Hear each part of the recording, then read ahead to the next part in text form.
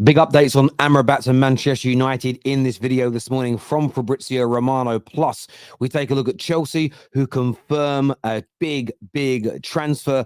Arsenal close to another done deal. And Spurs looking at Conor Gallagher and Brennan Johnson before the end of the window. Hit the like button, subscribe right now, turn on those bell notifications as well. Don't miss any of the updates on transfer deadline day. Let's do this.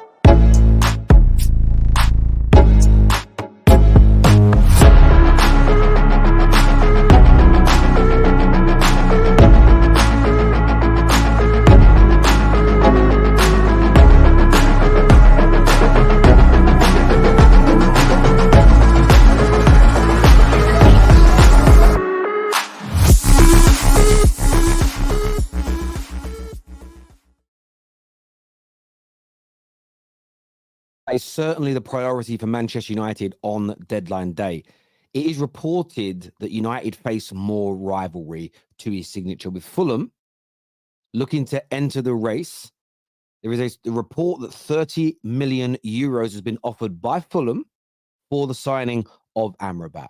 Now, of course, with Man United really scrimping and scraping when it comes to getting this deal over the line, the Glazers and the board not releasing enough money to Ten Hag to be able to complete this deal in a timely manner.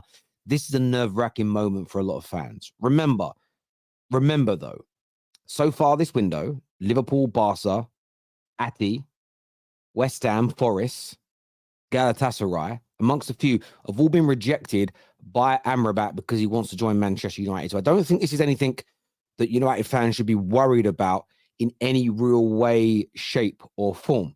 And Fabrizio Romano has come out and said that Fiorentina are open to allowing him to go out on loan for a slightly higher loan fee, as long as there is a buy clause in the contract. And I think Man United will be open to that. The report is that United have sent a rep out to Fiorentina to start the negotiations. It's interesting that a lot of reports last night said medical spaces and flights have been booked. The Muppeteers confirmed that last night. Fabrizio's kind of saying that hasn't happened. But remember, it would just be a private jet, and you can book them at the drop of a hat. So it doesn't really matter per se. He says here, travel not booked, as clubs are still in negotiations. No talks with Fulham. So the Fulham talk has been almost debunked here by Fabrizio Romano, who says there's been no talks. So it's interesting to see whether or not this is just tactics from Fiorentina to try and speed Manchester United along. But what we know is Amrabat has agreed personal terms. He only wants Man United. He has turned down some massive clubs because he wants to come and play for Erik ten Hag, and we need him. We'll keep you up to date with this deal throughout the course of the day. Make sure you stay with the Terrace. Now, moving on to Chelsea, they have confirmed their deal for Cole Palmer. Now, the interesting element around this deal, 45 million here, according to the Evening Standard. The interesting element around this deal for me, though, is will they do anything else? Is that it now for Chelsea this window? Or is there another big sting in the towel, big deal, potentially another big moment for Chelsea? You wouldn't put it past them. Listen, I think they signed another kid a day or so ago, 23 million euros from South America. I'm talking about a deal that about a player we all know about. Can Chelsea fans see that happening? Also, after, a couple of days of reflection, what do Chelsea fans make of this Palmer deal? Genuinely, what do you make of it? It's such an intriguing one for me because there is an argument to say there are players of his level already at the club, so why do you need one more? Unless Pochettino has looked at him and thinks, I think he's better than what we got. The one thing that stands out to me is some of the youngsters purchased in the last year, I think are already going to be phased out by the manager. I think the manager's come in and thought, yep, you cost us money and you're part of this sort of long-term regrowth plan, but you're not part of my plans. I need additional. And the great thing about Todd Bowley's ownership is they will allow you to keep buying. They're very good in terms of investing and financially backing their managers. So it's an intriguing one to see. I want to get Chelsea fans' opinion on that. Staying kind of with Chelsea, though, with this deal being confirmed, it's been spoken about today that Tottenham eyeing moves to both Brennan Johnson and Conor Gallagher. Now, Conor Gallagher leaving Chelsea is so interesting because you think if everybody's fit, the fact you purchased Cole Palmer for 45 million almost suggests he's going to be ahead of the pecking order from an attacking midfield point of view compared to Gallagher. When Nkunku is fit, he's going to be the main attacking midfield player, in my personal opinion. And when it comes to central midfield, you've got Caicedo, Enzo, and Lavia, who are all ahead of Gallagher, in my personal opinion. You wouldn't drop the money they did on them for them to be behind him. You wouldn't need to buy them because of the amount of bodies you already have. So are Chelsea fans prepared to see this happen? Chelsea fans expect this to happen? I really want to get your opinions on that this morning. I think it's important to understand what you think around this. Secondly, Tottenham fans, Conor Gallagher, is that the standard you need, or do you want better? I'm looking at these two potential deals of Johnson and Gallagher. Is that good enough to replace? That's basically your Harry Kane money. It's going to be Harry Kane money. Them two collectively are going to cost you about 80 to 90 million. Deep that's 80 to 90 million pounds. Johnson and Gallagher. Are Spurs getting value for money?